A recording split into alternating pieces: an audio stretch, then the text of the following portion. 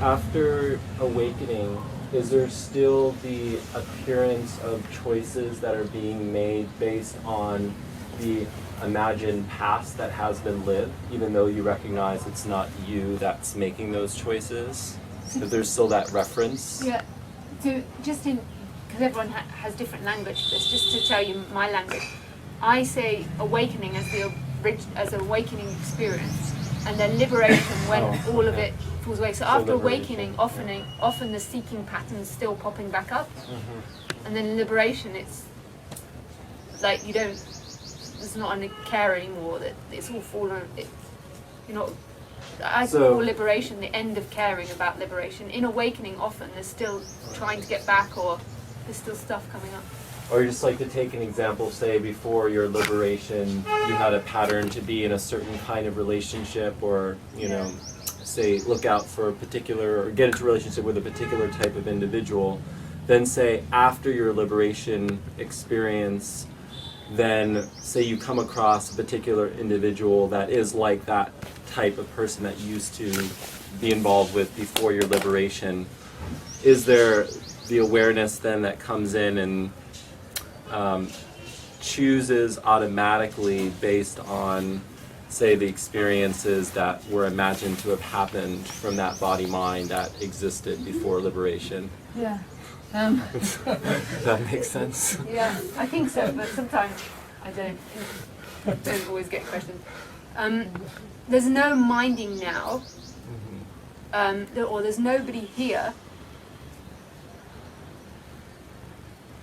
telling me not to pick a relationship because of certain patterns, because there's no longer the fear or trying to avoid certain situations. So say, I'll give you a cup of tea as an example rather than a boyfriend. So here in this experience, sometimes acid happens in the stomach. And so tea, like black tea, English breakfast tea, is not good for that. However, tea is still drunk here. So it's not now that a perfect person's been created that avoids painful situations. It's just there's nobody here thinking that they're doing it anymore. So there could be a situation in which I'm picking black tea even though there's a knowing of acid, but there's no longer somebody here judging or making that happen anymore.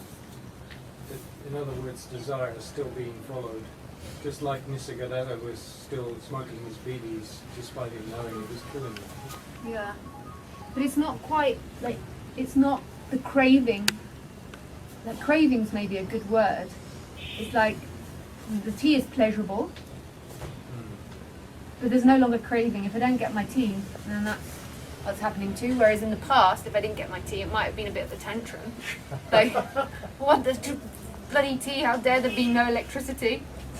So there's no longer that. So it's the same with the boyfriend. If it's in the dynamic here to pick a boyfriend that appears in the story to be like my dad. I think that's how most people pick their partner. And that's what's happening. And then if there's pain from that, there's no longer the thinking that I've got it wrong or that it's wrong. It's just what it is. There might not even anymore be the connection to the dad or anything like that. It's just what it is.